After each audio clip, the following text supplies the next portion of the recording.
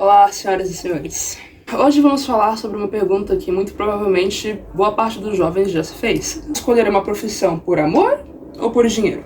Eu gostaria que vocês enxergassem esse vídeo como uma continuação do vídeo Talvez Você Devesse Conhecer um Pouco Mais. Então, assim, se você não viu esse vídeo, é interessante que você veja ele antes de ver esse daqui. Faz quase 2 meses que eu postei aquele vídeo, pelo menos dentro do tempo que eu tô gravando esse. E eu andei refletindo, pensando bastante em algumas coisas que eu andei vendo, andei observando e analisando de alguns comentários também que fizeram nos meus vídeos, outros conteúdos que chegaram até mim através de outras plataformas. E eu percebi que tem coisas naquele vídeo que eu gostaria de pontuar e elaborar um pouco mais. Por isso é interessante que você veja aquele vídeo antes de ver esse daqui. Acho que dá pra começar esse vídeo falando das duas teorias que são bem adversativas. Faça aquilo que você ama bem feito e será bem recompensado, ou faça o que você ama e passe a odiar aquilo. Mas primeiramente vamos por partes. Particularmente eu gosto da frase faça o que você ama bem feito e será recompensado por aquilo, porque ela meio que não destrói os seus sonhos e mostra que assim, hoje em dia fazer algo bem feito, de certa forma, é se destacar. Fazer o mínimo é se destacar.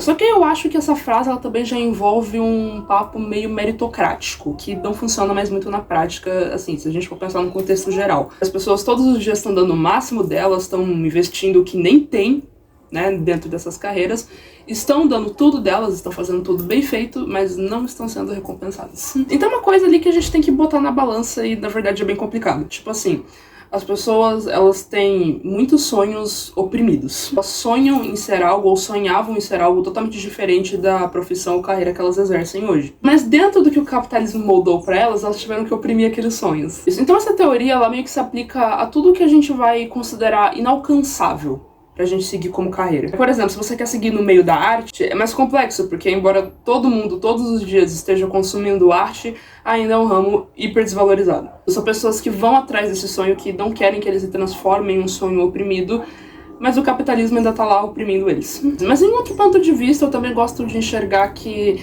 talvez essa frase ela até funcione em determinados casos, mas eu acho que demanda mais tempo. Você pode dar tudo de si, mas por ser algo difícil, vai demandar mais tempo. Não importa o quanto você se esforce. Agora a teoria do faça o que você ama e passe a odiar aquilo. Eu senti o gosto disso na prova.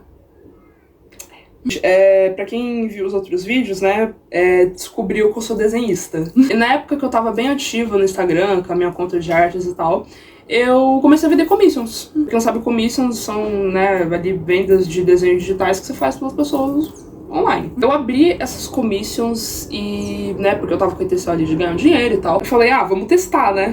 Só que, tipo assim, particularmente eu já tenho uma relação meio sensível com desenho, sabe? Porque eu gosto de desenhar, só que assim, também é uma coisa que eu sinto muita pressão, sabe? E é muito ruim sentir muita pressão quando você aplica um hobby, quando você faz um hobby. E quando eu comecei a vender os desenhos, eu tava sentindo muita pressão. Porque eu ficava pensando, meu Deus, eu tenho que entregar num certo dia e tal. Só que, tipo, eles nem estipulavam uma data pra mim, só que eu não queria demorar muito também, sabe?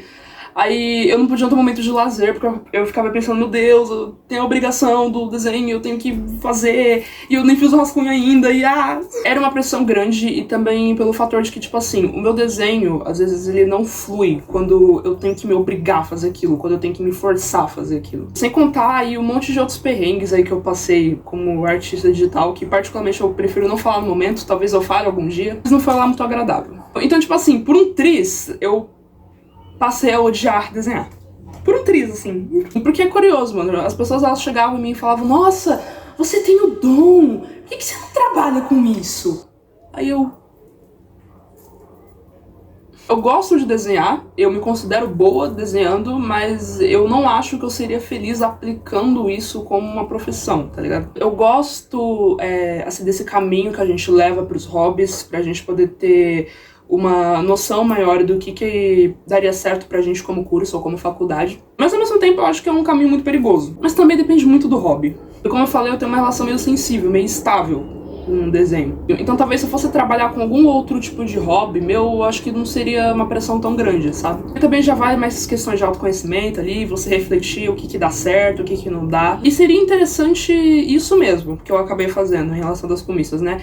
Eu testei como seria, né, trabalhar, entre aspas, com desenhos, e eu vi que não rolou pra mim, não deu muito certo, não curti tanto. Então eu acho que esse é um meio interessante de você entrar nesse autoconhecimento, você tentar achar alguma forma ali de monetizar as coisas que você produz. E se você chega num lugar interessante, você vê se você gosta daquele caminho, aí você reflete, né? Você bota ali na listinha de coisas ali que você viu que dá certo pra você e as coisas que não dão certo. Mas, Nicole, você não foi escolher uma profissão por hobby, eu vou escolher como? Primeiro que eu acho que essa questão é muito relativa. Porque, tipo assim, é que nem eu ouvi uma mulher falando, todo mundo vai fazer uma profissão por causa do dinheiro. Sabe, se você fosse fazer a profissão, assim, só por fazer, não teria sentido. Você tá fazendo por causa do dinheiro. Mas no fundo, você não quer conseguir esse dinheiro de uma forma tão infeliz. Eu acredito que, de verdade, pra você chegar nessa conclusão do que seria você estabelecer as profissões que dariam certo a partir das suas aptidões, aí que a gente entra na questão do meio termo. Você não precisa amar a sua profissão, mas é também interessante que você não odeie ela. Se trata de uma questão de a gente escolher o nosso difícil.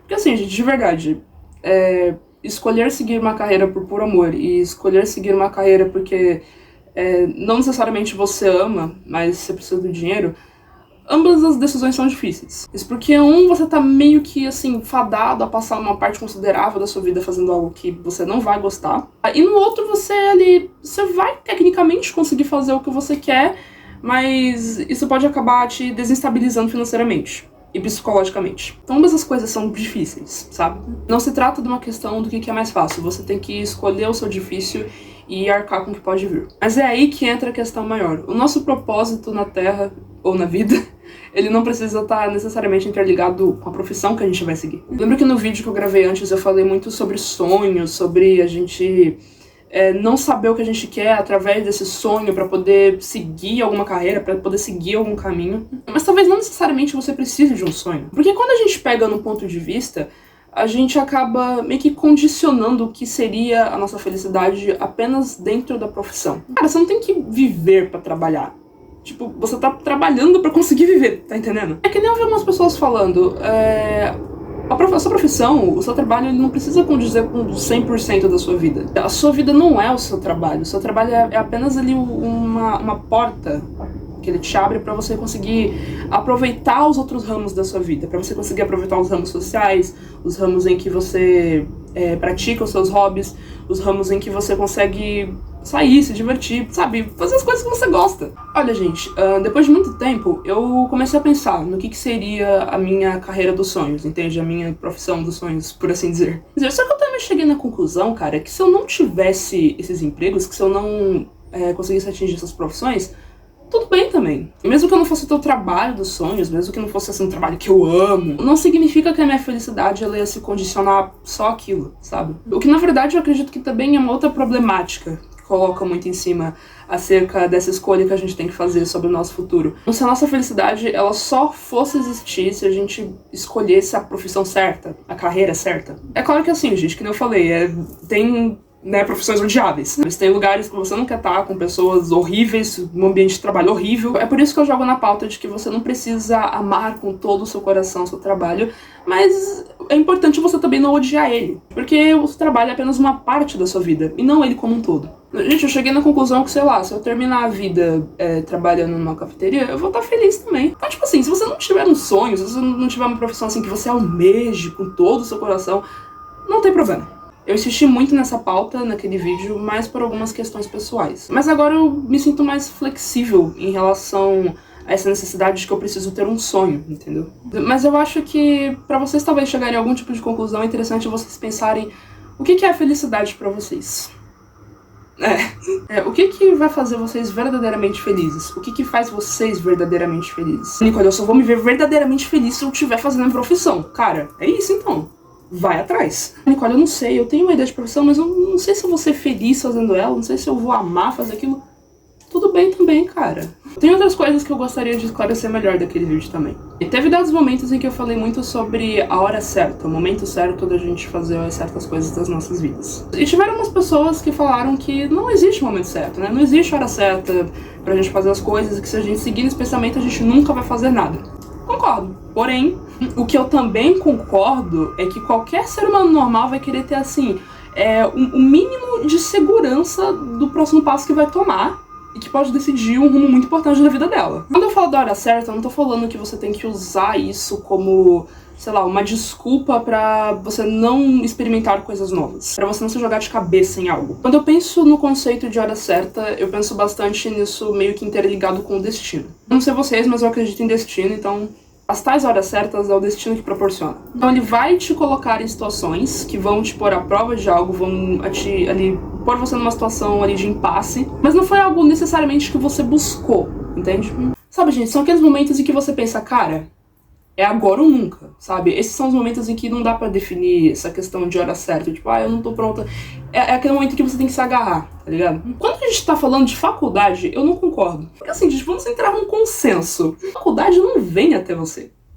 Né, pensando de uma forma direta, de uma forma geral, a faculdade não vem até você. Pra você entrar na faculdade, você tem que mover os pauzinhos, né? Você tem que ralar muito, tem que dar todo o seu sangue, tem que vender a sua alma pra entrar numa faculdade. Você que tem que ir atrás dela. Ela não chega e você fala, ai, que bonitinho, você não quer entrar aqui na minha faculdade? A faculdade não chega assim e fala isso, cara. A faculdade não chega e você te põe nessa situação, sabe, do destino, assim, do nada, de repente. Você que vai atrás da faculdade. Como muito que bem, eu escolhi uma carreira que se eu quisesse eu já poderia correr atrás agora.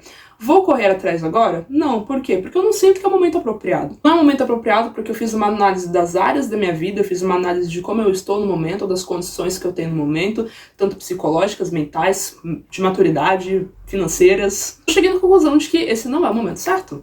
Agora vocês vão trocar as pernas pelas mãos e, tipo, sabe, vão forçar um bagulho, vão forçar pra estar em um lugar que vocês não precisam necessariamente estar logo depois que terminaram a escola, só porque a sociedade impôs que você tem que estar lá, que você tem que estar fazendo aquele curso, que você tem que estar na faculdade. O vídeo, ele serve pra, de alguma forma, tentar tranquilizar os jovens. E mostrar pra eles uma perspectiva em que eles podem sim facilitar esse caminho, que eles podem facilitar esse processo. Onde eles podem conhecer mais das suas aptidões antes de entrar em um curso. Onde eles podem se conhecer mais antes de necessariamente estar dentro de um curso. Tem muita gente também que falou pra mim que dá pra se conhecer dentro da faculdade, mas assim, gente, de verdade, eu acho que é muito mais complicado. Porque eu creio que o peso de quebrar a cara, amadurecendo em determinados aspectos dentro da nossa própria autovisão, fora de uma faculdade, fora de um ambiente como esse, pode ser muito mais leve. Até quem não faz faculdade sabe que lá dentro você tem pesos, você tem julgamentos, você tem desconfortos. E eu confesso que é um pouco curioso pra mim vocês normalizarem as pessoas realmente se submeterem a isso, a se conhecerem dentro desse ambiente, dentro dessa área da vida delas, dentro desse momento, dentro desse contexto. Sendo que o meu vídeo, ele bota exatamente essa pergunta do porquê. Por que que tem que ser assim? Por que que tem que ser logo depois que eu terminei a escola? Por que que eu tenho que fazer uma faculdade logo depois que eu sair da escola? Por que que eu sou imaturo pra fazer um monte de coisa da minha vida, mas de repente eu tenho que ser maduro o suficiente pra saber o que eu vou fazer pelo resto da vida? E daí, mas se não gostar do curso é só trocar. Gente, eu sou pobre, você é pobre, tá? Os 3K de gente que tá aqui me assistindo é pobre. Você entra numa faculdade, você percebe que não era aquilo que você queria, aí você pensa, vou trocar, vou fazer outra faculdade. Ok, aí parece que quando as pessoas usam esse argumento, né, de que você pode realizar outra faculdade se você não se identificar, elas ignoram todos os outros fatores, que não sabem se a nota que elas tiveram vai ser suficiente para conseguir realizar essa faculdade, elas ignoram que vão ter sido todos aqueles gastos financeiros e psicológicos realizando aquela faculdade. Então, assim, de certa forma, um processo de autoconhecimento? Mas é um processo de autoconhecimento árduo, que, na minha opinião, poderia sim ser evitado, poderia sim ser minimizado. E eu também acredito muito de que tudo é aprendizado, cara. Tudo é aprendizado. Mesmo que os jovens, eles entrem em uma faculdade, eles não se identifiquem, eles ainda vão sair de lá sabendo algo, eles ainda vão sair de lá mais maduros do que quando eles entraram. Isso é fato. Inclusive, eu tenho na minha vida essa questão de não me arrepender das coisas que eu faço, não me arrepender das escolhas que eu tomo. Porque eu sei que elas me levaram pra um momento da minha vida onde eu sou mais madura, sabe? Onde eu tenho mais conhecimento de mim mesma e onde eu posso olhar pra um erro que eu cometi e pensar, não vou fazer mais. Agora eu já aprendi. Agora eu conheço um pouco mais de mim. E eu falo isso porque, assim, se você já estiver dentro de uma faculdade, ou você já estiver planejando entrar numa faculdade, você acabe não se identificando, você acabe sentindo esse sentimento de arrependimento, pensa que tá tudo bem, sabe? Não tá tudo perdido, ainda há uma chance. Você ainda é capaz de extrair coisas boas disso, acredite. Porque no momento eu estou cursando um curso que eu odeio. Eu fui muito infeliz no primeiro ano desse curso, saí? Não saí. mas não vou elaborar os motivos. Vou exercer na área desse curso? Não vou, mas pelo menos eu vou sair de lá mais maduro, eu vou sair de lá sabendo algo, aprendendo alguma coisa, mesmo que, sei lá, eu saísse sem ter completado o curso, mesmo que você saia do seu curso sem ter completado ele, você ainda vai ter saído de lá aprendendo algo. Então sempre que você puder, tente extrair essas coisas boas, esses pontos fortes das coisas que você fez e, assim, que você sente que se tivesse a oportunidade você iria lá, voltaria atrás, mudaria. E pensa que aconteceu da forma como tinha pra acontecer, e que agora você se conhece um pouco mais, e isso é muito valioso. E o último ponto que eu quero tocar aqui, público. Gente, de verdade, eu agradeço muito a todas as pessoas naquele vídeo, adultas no caso, né, que já têm profissão, que já fizeram curso, já fizeram faculdade, enfim, que deram seus relatos, falaram suas opiniões, me elogiaram, etc.